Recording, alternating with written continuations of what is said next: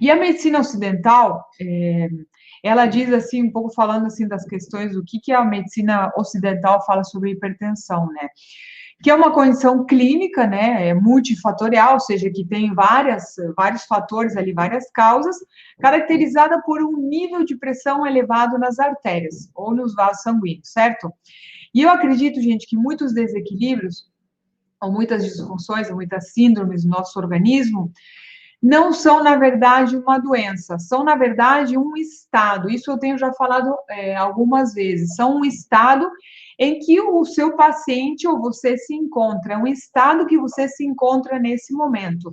Não é, muitas coisas não são, para mim, ao meu ver, não são uma doença, e sim um estado que uma pessoa ela se encontra. Por exemplo, já que a gente está falando hoje sobre hipertensão, a pessoa, ela não é hipertensa, a pessoa, ela está sofrendo com hipertensão, a pessoa, ela está hipertensa, ela não é hipertensa, gente. Assim como eu falei na live passada, na outra, a pessoa, ela sofre com diabetes, ela não é diabética, gente. E existem várias causas específicas, que nesse caso, a gente vai falar hoje sobre hipertensão, que fazem com que a pressão ela aumente. Por exemplo, tá? Uma pessoa que muitas vezes, inclusive a gente vê, né, que os médicos, eles prescrevem medicamentos para hipertensão e sem identificar realmente onde que está ali a causa, o que está causando essa hipertensão no seu paciente, né? Então, por exemplo, uma pessoa, ela que sofre com hipertiroidismo, tá? Ela começa a ter a produção de uma substância que é chamada de mucina, né? Então, essa substância, ela se acumula ali nas artérias e o que que acontece? Essa mucina, ela vai entupir as artérias, elas ficam menores. Então, o que que acontece aí? Também aumenta a resistência periférica. Com isso, o coração, o que acontece? Ele precisa aumentar a pressão para jogar esse sangue lá na frente, né? Porque o caminho ele tá difícil, né? Essa artéria ela tá menor, então dificulta o passo ali do sangue, né? E nesse caso, gente, o remédio ele pode diminuir a pressão do paciente, tá? Ele toma o medicamento, o médico prescreve um medicamento para hipertensão, vai conseguir, né, diminuir a pressão do paciente, mas o problema ali não vai ser resolvido, porque ele vai tratar unicamente a hipertensão e o hipertiroidismo, que é o que estava fazendo produzir essa substância a mucina nas artérias ali, que era o que está causando a hipertensão, gente. Então, se vocês, como terapeutas, profissionais da saúde, conseguirem realmente identificar a origem da hipertensão nos seus pacientes, gente, a gente pode, vocês podem salvar vidas com isso. É muito importante tudo que eu vou falar aqui hoje. Por favor, anotem, certo? Então, nesse caso, se você trata o hipertiroidismo, a pressão ela vai normalizar. Desequilíbrios na tiroide têm relação, assim, olhando desde o ponto de vista da medicina chinesa, qualquer disfunção na tiroide tem relação com qual órgão? Com o nosso rim, segundo os princípios da medicina chinesa. Outro exemplo também, em pacientes que sofrem com diabetes, por exemplo, que é o que a gente falou na live passada, se eu não me engano, na retrasada, o paciente com diabetes, gente, tem uma resistência insulínica, certo? E a insulina, ela retém sódio, o sódio que acontece, retém água e o volume de sangue aumenta a pressão. Olhem o risco de tudo isso, gente. E aí, e também tem outro caso, por exemplo, que são vários fatores, tá? A gente vai misturando também, nós vamos falar mais sobre os conceitos da medicina chinesa, mas eu gosto de trazer também essa questão mais fisiológica para que vocês entendam. Assim, ó, a desidratação, por exemplo, tá? A falta de água no nosso corpo também pode estar relacionado, pode ser a causa também da pressão alta. Por quê? Porque ela diminui o fluxo de oxigênio no nosso corpo e pode, inclusive, causar danos ao coração, nos impede que ele desempenhe realmente bem a sua função, eficientemente, corretamente. E aqui, mais uma vez, entra o rim. O rim, lembra o rim? O rim precisa de água, gente. Então, se essa energia ela não começa a movimentar, se o rim ele não precisa, ele não consegue, ele não tem água, que isso vai desequilibrar o rim, o que, que vai acontecer? Que eu já expliquei em outra live. a gente vai ter uma deficiência energética do rim, que isso já acontece normalmente com a idade. Essa energia ela vai ficar lá embaixo, a pessoa vai ter muito calor em cima e também pode causar hipertensão.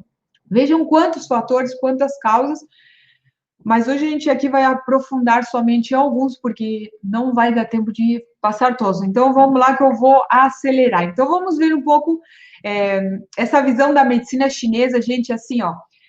A medicina chinesa, ela precisa ser entendida e não memorizada. Se vocês realmente conseguirem entender esses conceitos, logo, quando vocês vão o seu paciente ele chega no seu consultório, tudo vai ficar muito mais claro. Vocês vão ter clareza para realmente conseguir resolver esse problema de saúde no seu paciente, certo? Então, assim, gente, como que antigamente os chineses, que para mim são gênios e eu tiro o chapéu para eles, antigamente, a gente está falando de 5 milênios atrás, como que eles conseguiam, gente, como que eles sabiam que o paciente ele estava sofrendo com hipertensão? Se antigamente não existiam aparelhos, não existia a tecnologia que nós temos hoje. Na verdade, assim, ó, eles não falavam em hipertensão, certo?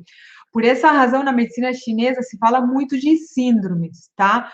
Os, os, os sinais e os sintomas que a gente vai determinar é que nos mostram se o quadro clínico do paciente é o mesmo que o da hipertensão, tá? Porque na medicina chinesa a gente não fala de hipertensão, certo? Então, como que naquela época, eu fico impressionada, gente, como que naquela época, 5 milênios atrás, como que eles conseguiam ver se o paciente ele estava apresentando esses sinais?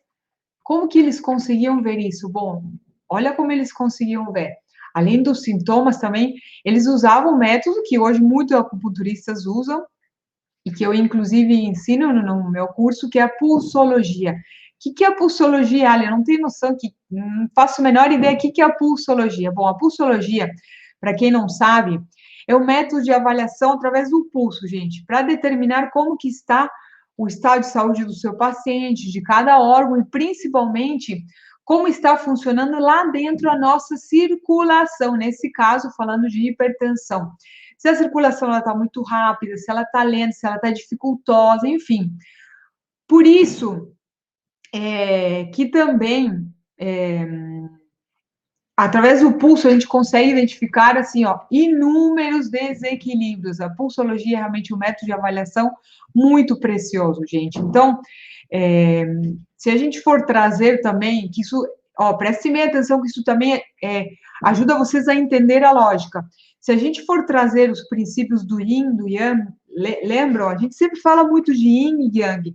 Se a gente for trazer um pouco os princípios do Yin e do Yang para a circulação, as artérias, os vasos, tá? Eles têm uma energia mais Yang, porque eles carregam o sangue com pressão para enviar para o corpo de uma maneira mais forte. Então, vamos lá. As artérias, elas têm uma energia Yang. Yang é uma energia que precisa de movimento, uma energia mais forte. E já as veias, gente, elas vão ter uma energia mais Yin. Por quê? Porque elas têm a função de trazer o sangue de novo para o coração. Isso é muito importante que vocês entendam, tá? E principalmente quem quer aprofundar, certo?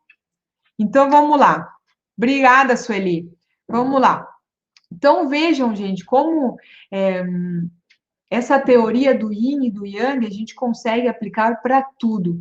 São a base de tudo, tá? As artérias, então, a gente falou que são Yang, certo? Anotem aí, as artérias, elas têm uma energia mais Yang. O Yang, gente, para quem é aluno, o Yang, ele precisa de movimento, de flexibilidade.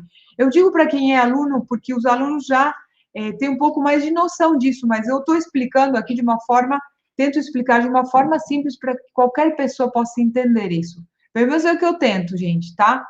E eu espero que fique claro, se alguém tiver alguma dúvida, por favor, coloque.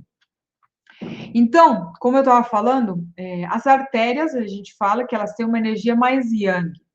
O Yang precisa de movimento, de flexibilidade, portanto, as artérias também, elas precisam ter esse movimento, essa elasticidade, e se ela não tem essa elasticidade, vai dificultar a circulação. Quando ela perde essa elasticidade, né, é que quando surgem os problemas arteriais. Então, por exemplo, a arteriosclerose, que é bem diferente da arterioesclerose, tá? Eu falei arterioesclerose, que logo vou explicar melhor. Com a idade, gente, assim, ó, deixa eu explicar uma para que fique claro. Com a idade, o que acontece? É normal a pessoa ter um acúmulo de cálcio nas paredes das artérias. Essa parede da artéria é normal ter um acúmulo de cálcio. Isso acontece com a idade. É normal quando a pessoa não cuida dos hábitos, certo? Não deveria ser normal, tá, gente? Aliás, não é natural, é um processo normal, mas quando a pessoa não cuida dos seus hábitos de vida, enfim, tende a acumular cálcio na parede das artérias, né, dos vasos.